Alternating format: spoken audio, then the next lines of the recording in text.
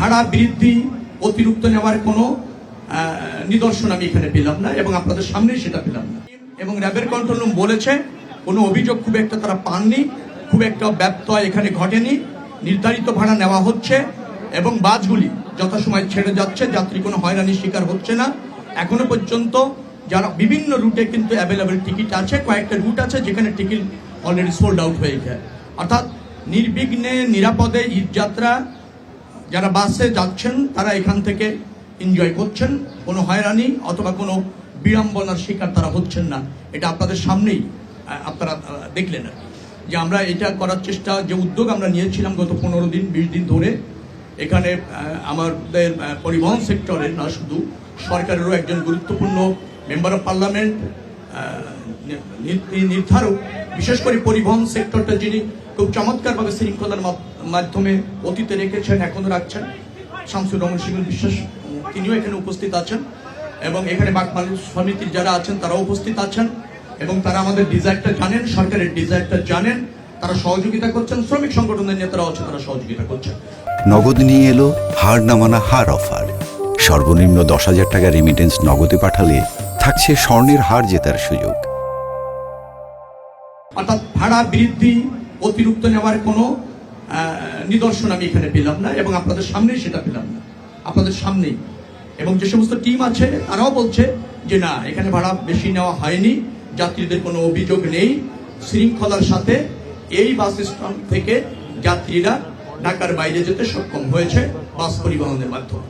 না, এটা একেবারে ন্যায্য। আমি আপনাকে বলি, যেহেতু গাড়িটি তো মাঝপথে যাবে না, গাড়িটির ভাড়া নির্ধারণ, ফুয়েল সবই নির্ধারণ করা হয়েছে খুলনার জন্য।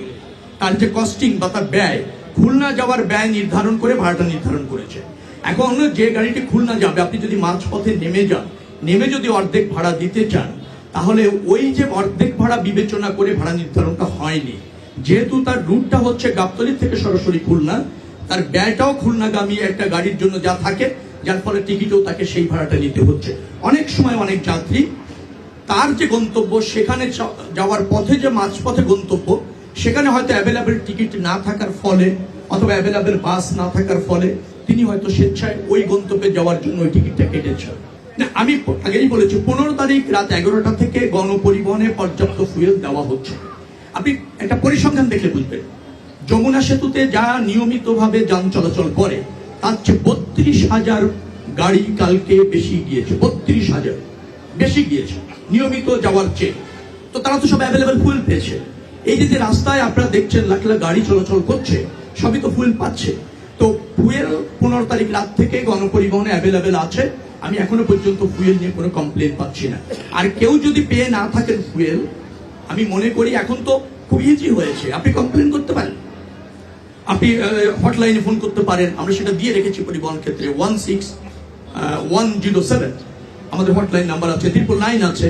আপনি ফোন করবেন বা পুলিশ কন্ট্রোল রুমে ফোন করবেন, আমাকেও ফোন করতে পারেন, তারা ফুয়েল পেয়ে যাবে তাৎক্ষণিকভাবে। গণপরিবহনে ফুয়েলের কোনো ঘাটতি স্বল্পতা নেই, না সেটা আপনি বলতে পারবেন। আমিও তো এটা দেখেছি, এখানকার যারা কাউন্টার আছে তাদেরই একটা সাব কাউন্টার তারাই করেছে, এটা তো অন্য কেউ করেনি। ধরেন হানিফ পরিবহনের কাউন্টার এখানে আছে, তিনিও হয়তো কোনো এক জায়গায় করেছেন। অর্থাৎ এই অভিযোগ যেটা আছে, যাত্রীরা অনেক সময় তার কাছাকাছি জায়গা থেকে টিকিট নিতে চায়, আমাদের এটা ন্যাশনাল প্রবণতা এরকম আছে। তারপরে আমি বিশ্বাস করি যে এটা শৃঙ্খলার জন্য কাউন্টারটা এখানে নিয়ে আসাটা বেটার।